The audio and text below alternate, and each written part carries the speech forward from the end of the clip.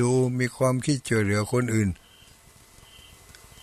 ตั้งใจอาบน้ำฟังธรรมตั้งใจงดเว้นทางใจที่มันกึดไปในทางบดีมันจะกึดแจ้งกึดด่ากึดทิฉินนินทา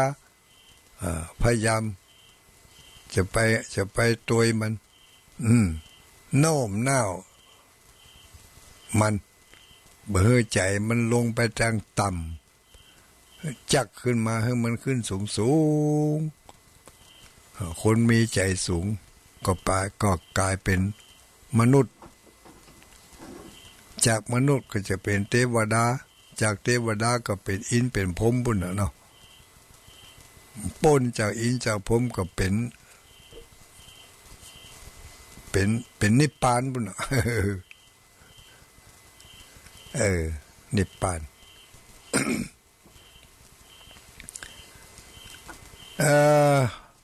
มีแผ่ฟังอยู่พงก่อนนี่ลองจิ้มมาพอสักหน่อยแล้วโอ้เดี๋ยวพอก่อนพอในไลน์นี่ก่อนมีแผ่เข้ามานี่ผมมาคือมาเจ้านี่มีไผ่โอ้นี่มีแม่วินน้องแม่วินน้องกลับไว้สาเดี๋ยวพรุ่งนี้ไปตลาดจะเอาถั่วเน่าไปฝากป้าสีดาคนงามแล้วลูกป้ากันวันนั้นแม่อุ้ยน้องพิมพ์คาถา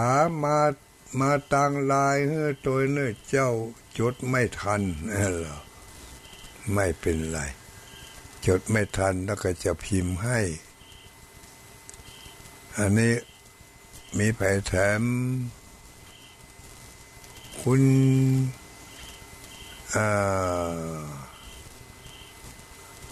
ท่านพระคุณเจ้าท่านพระคุณเจ้าพระสาธิตถึงพระสาธิต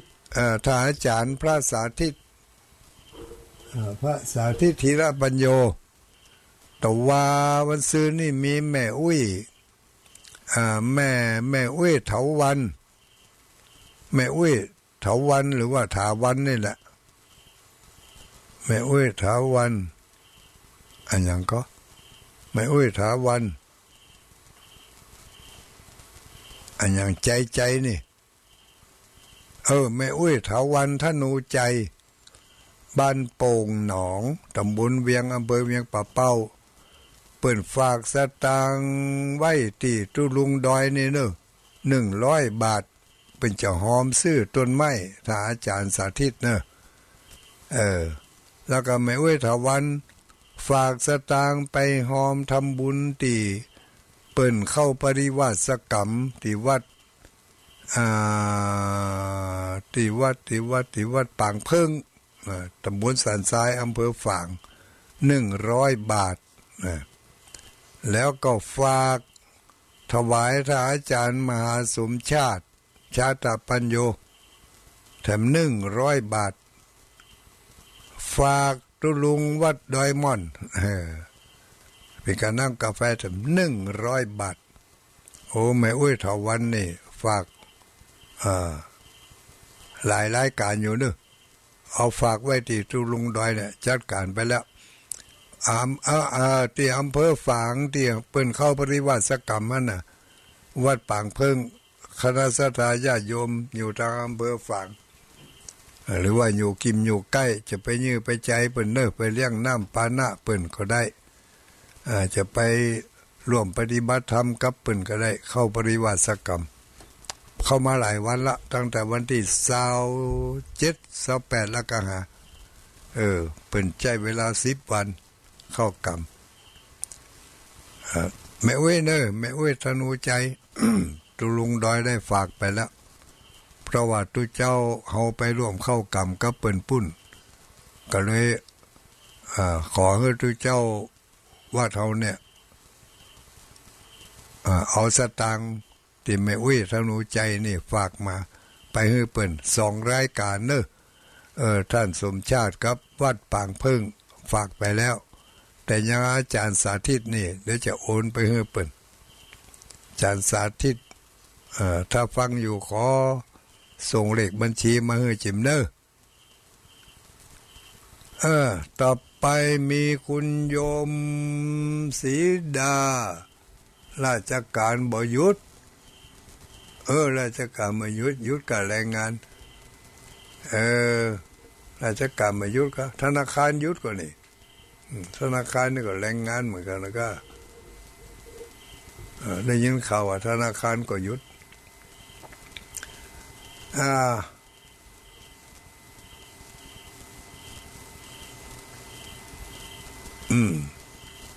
ป้าศรีดาคุณโยมจำเนียนหนองกระทิงลำปางแม่จำเนียนฟังอยู่เน้อจดคาถาบอดตันไม่เป็นไรเดี๋ยวส่งไลน์ไปให้เนาะต่อไปนี่มีไผคุณโยมแม่กฤษณีเชียงใหม่คุณอะไรคุณกนกพิษชัยนานมัสการหลวงพ่อตุลุงดอยคุณโยมแม่อุ้ยแม่อุ้ยจงดีหลวงตาภาคกลางคืนวันจันทร์นำธรรมะคนฟังหลายจะได้รับบุญกรรมไปโดยได้เลยธนาคารบ่หยุดว่าแสดงว่าหยุดกับแรงงานนี่เนาะจากพายุก็ตามใจเด้อเขาเป็นหยุดเขาก็หยุดตัวเนอะหยุดทำบาปแน่ถ้าเขาบ่หยุดเขาก็ไม่ต้องหยุดเรื่องการทำบุญอันนี้ใครแม่โยมแม่สายฝนจันกุณะสาธุตุลุงเจ้าฟังอยู่ แม่สายฝนนี่อยู่อำเภอประสังจังหวัดลำพูนบ้านน้ำดิบอีกเนาะตำบลน้ำดิบ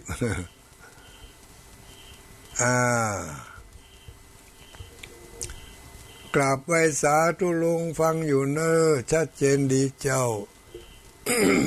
คุณยายเพชรยายเพชร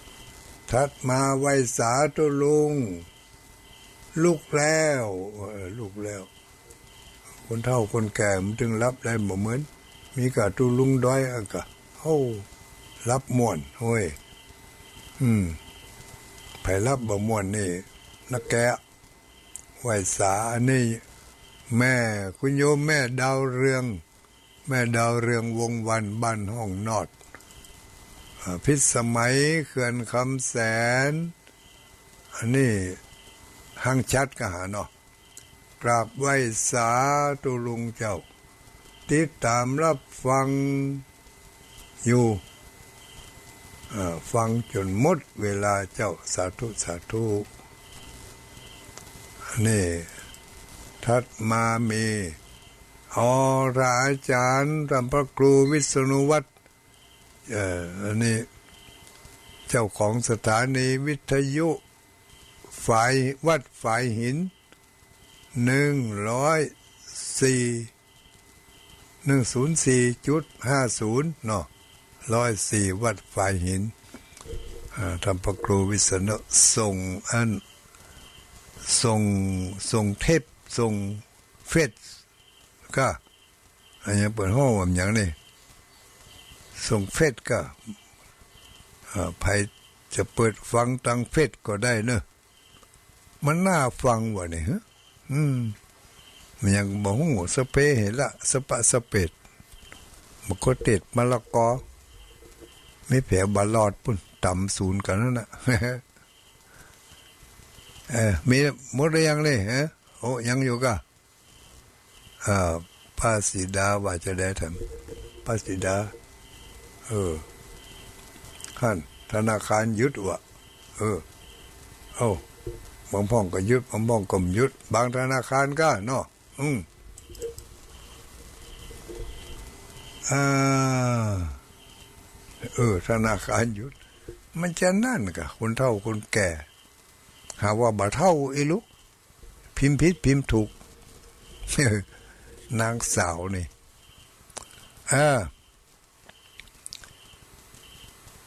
อันนี้ต่างลายตักไปหมดแล้วผู้ที่บ่ได้ตักก็ต้องขออภัยเนอะบางทีมันบ่ตันเฮ้ยบ่ตันได้อ่าน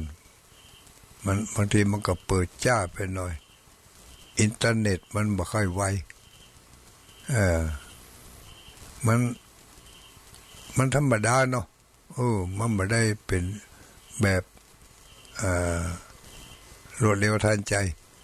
แบบธรรมดาต่อไปตั้งเสียงร้องมีแผ่พองเหมือนเดิมเนอะ093 272 2499ออกไปยักการยังงานกันมลกานี่ฮะ093 272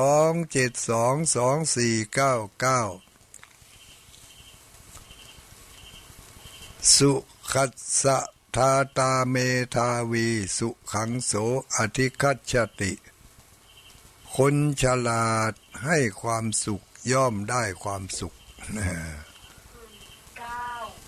มาแล้วเฮ้ยก็เดี๋ยวว่าบ่มีให้ใกล้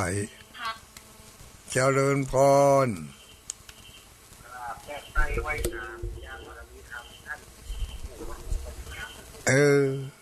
ไผ่เจ้านี่ชัดเจนดีกว่าตั้งปุ่นวันนี้ชัดเจนดีแล้วก็ได้ธรรมะเป็นข้อคิดชีวิตประจำวันครับผมได้อยู่เนาะได้อยู่เนาะข้อคิดประจำวันข้อคิดชีวิตประจำวันครับเพราะว่ามันเป็นที่เราจะต้องปฏิบัติแต่ละวันครับแม่นไปด้วยคาถาเลยครับ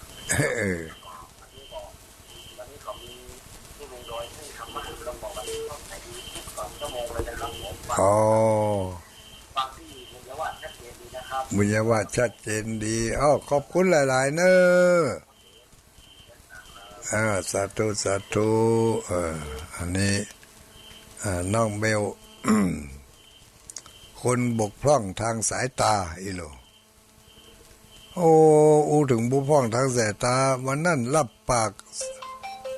สมณเณรเอาลักไว้ว่าจะไปร่วมงานกับเปิ้นไปได้ไปสักกรรมถึงวันที่นั้นมาลืมไปแฮะสมณเณรเอาลักไปไว้กรรมไว้เวรเด้อ มีโอกาสมีอย่างแต่ก็ได้แจ้งมาแห่งกรรมมีงานอย่างเพื่อจะได้ไปร่วมไปนี่ด้วยวันนั้นถ้าปากวันที่1ว่าจะไปวะเพื่อมาหารทำกรรมพอวันที่3ที่4ไปแล้วจดไว้แล้วนะแต่มันไม่ได้ไปอ่านตะกรรมเจริญพรอัลโหลแม่อุ้ยเรือนก็ฟังอยู่กันนี่ชัดเจนอยู่เนาะฝนตกก็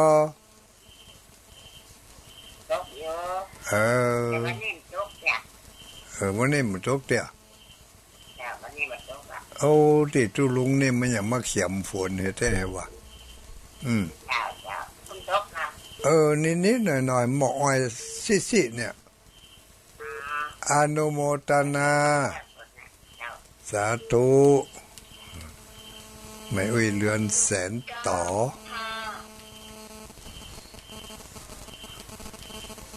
เจริญพร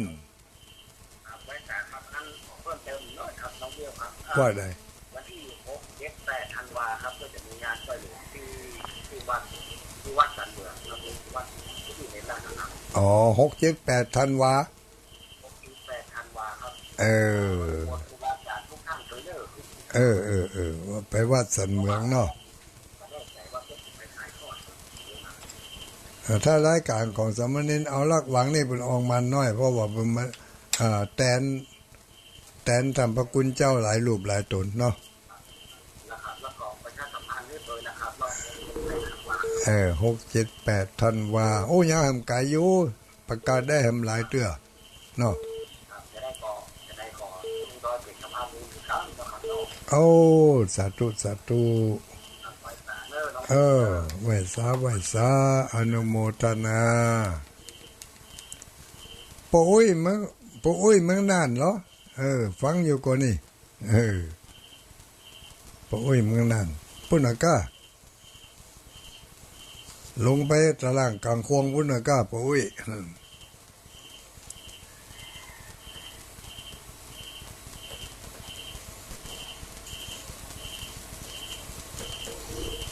0932722499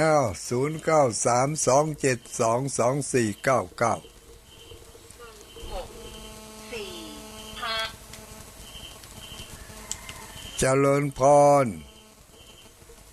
เจ้าจะค่อยตัดเจ้าไผเอ่ยอยากมันต้องหัวจ้างเจ้าตุ้งหัวจ้างเจ้าได้ยินสักปีเจ้าหมดดีลำปูนเนาะตุ้ลุงตุ้งวันเด้อตุ้งหัวจ้างลำปูนกะเจ้าตุ้งหัวจ้างลำปูนกำลังโทรมาครั้งแรกนี่เนาะเจ้ารับโทรครั้งแรกรายงานตัวน้อยไม่อุ้ยยังเจ้าแสงเอ้ยปันแอ้เจ้าแม่อุ้ยแสงเอ้ยปันอ้ายอำเภอทุ่งหัวช้างจังหวัดลำพูนสาธุฟังไปเป็นกำลังอกกำลังใจเนอะจุกดีมีใจสาธุจุกดีมีใจสุขภาพแข็งแรงเนอะ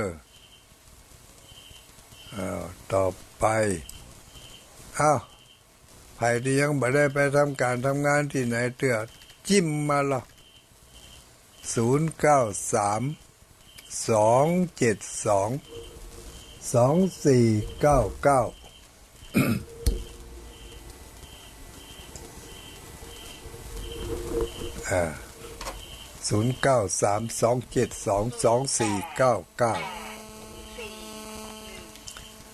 เจริญพร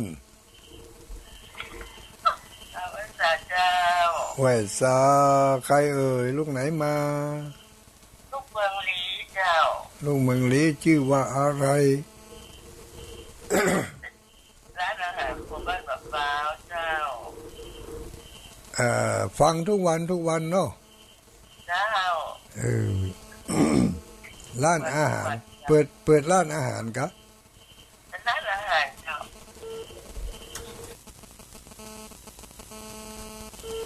มันเป็นมันเป็นสังเป็นโรคจอประสาทตาเสื่อมไม่ได้เป็นต้อเป็นอย่างก็เป็นกะมันได้เป็นจอประสาทประเทศไทยแล้วมันมีรักษามันได้เอาแล้วก็ไปวัดเมืองฝางไปกันแล้วไปป้าพูดอยู่กะที่หลวงพ่อไอ้นั่นน่ะหลวงพ่อสุจิตานุรักษ์นุรักษ์ในยงดีแม่จุลีก็อยู่ไหนในร่มเดียวเนี่ยล้อใส่บาตรวะจะไปได้ละอายุได้76ล่ะ77เจ้า77มันลำบากเนาะแม่นก็อยู่มันไปอ่ะนะกะใจครับแต่มันไปลำบากไม่เป็นไรไปตัวบ่ได้ไปส่งใจไปแล้วผมก็จะไปหอมเอาเตียนแถวที่ตู้ลุงอ่ะได้มาอยู่กะทุกที่แหละหอมทุกที่แหละมันได้ไปมาสุขชาติแต่ตัวแทนดีละเดี๋ยวเขาไปเป็นว่าไปเอากลับ ดีละไปเข้ากลับ วันที่3มาแอลม่อน42เมืองเด้อเอาอีกแล้วญาติโยมทั้งหลายอันอย่างนี้ไปกดโทรศัพท์เหมือนไปหน่อยเสียมันปิดแล้วเดี๋ยวเนี่ยเดี๋ยวเนอะเปิดก่อนเนอะ ไม่ไว้จงดีรอใส่บาตรใส่บาตรไผใส่บาตรพระเข้ากรรมครับเจ๊กะใส่บาตรธรรมดานี่กะเนาะ0932722499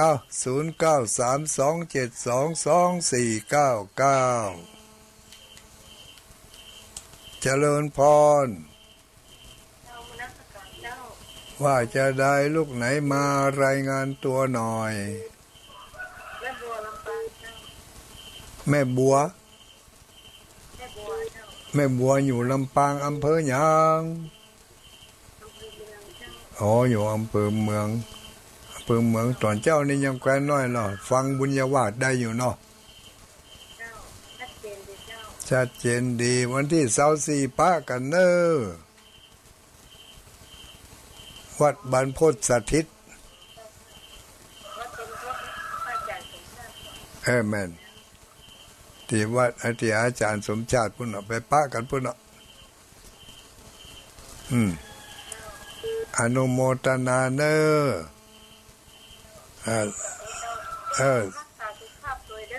จะก็นั่นกะอันนั้นเสียงก่อนหูซื้อว่าจะมีอันอย่างมาข้างคออยู่ขอบคุณหลายๆที่เป็นห่วงสุขภาพขอให้แม่อุ้ยสุขภาพแข็งแรงเนอสาธุ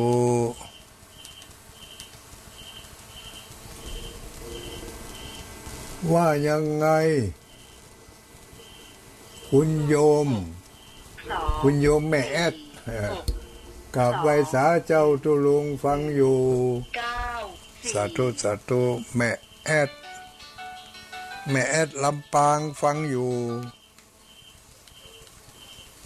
เจริญพรสาธุไผเอ่ย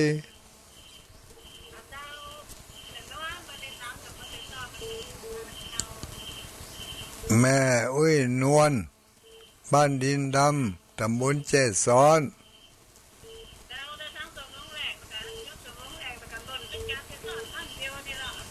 นั่น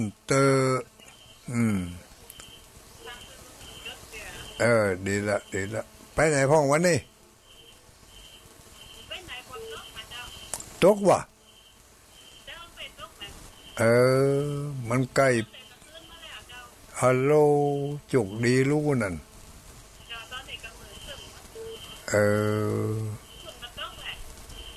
ที่นี่บ่ตกหมอกมันอ่อยมาซี่มองเหี่ยวจันนี่โห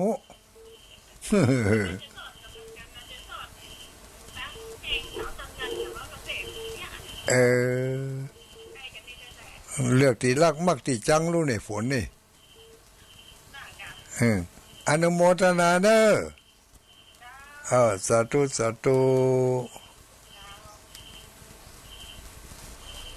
สายต่อไปมีเวลาเหลือเยอะแยะสายที่ไม่ได้รับไผมาโทรบ่เหนื่อยบ่ล่ำบ่เหลือ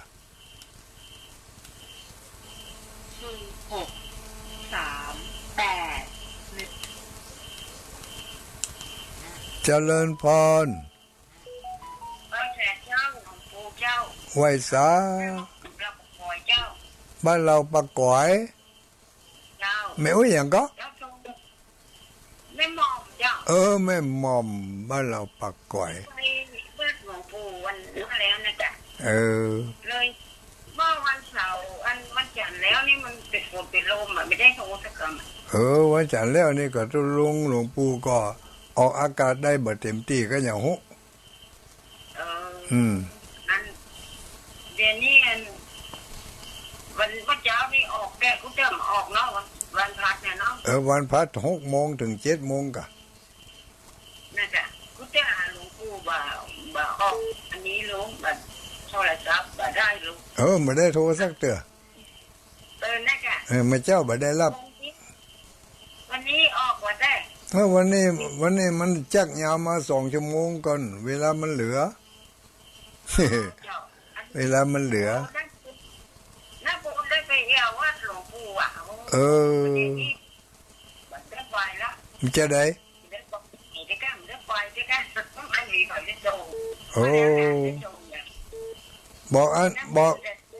อกให้หลานกะวันที่19เฮาไปแอวไปอีกอ่ะวันที่19นี่ลูกวันที่19นี่หมู่ละอ่อนลูกศิษย์ลูกหาก็จะทำบุญอายุลูกมันไกลหลวงปู่เราบอกก่อยนี่กันแหละเมื่อแล้วไม่ไปสั่งไปบ้านลูกเจ้าอย่างบ้านหลานเนี่ยถึงลูกถึงหลานจะได้มาปะกันลูกใช้ประการนะจ๊ะอยู่แต่แอบใช้ประการเมื่อก่อนก็อยู่ใช้ประการนะอนุโมทนาเดี๋ยวรอสายอื่นเปิ่นเนาะสาธุอนุโมทนาสาธุยังอีกหลายนาทีแหมหลายคนอยู่เด้อ0932722499วันที่1เดือน5ปฏิทินเดือน8เมืองเดือน5ปฏิทินเดือน8เมืองมันผูกมันเฮือได้ก็เดือน8เป็งกันเด้อวันวิสาขบูชาปีนี้เดือน8เป็งตกกับวันวิสาขบูชาประเพณีส่งน้ำพระธาตุที่ใหญ่ๆก็มีวัดพระธาตุดอยสุเทพเนาะแล้วก็วัดพระธาตุลำปูนที่เวียงปะเป้าในวัดศรีสุทธาวาสวัดพระธาตุแม่เจดีย์เดือน8เป็ง0932722499เจริญพรครับผมน้องเบี้ยวตัวออกสามพอดีจะไปอยู่นะครับไปเอวขึ้นรออยู่นะครับไปเอวที่ไหนฮะวันที่19ครับเดี๋ยววันที่19กะโตมีโอกาสได้ต้อนรับน้องเบลเราเว้ยไม่ได้ไปอยู่จะไปหาป้าสีดาก่อนสารถีมาส่งเด้อสารถีมาส่งเด้อเดี๋ยวผมจะเหมารถไปค่ะจะไปเหาะมาหนาเดี๋ยวเพิ่นจะแตกตื่นนะอนุโมทนาเด้อเอา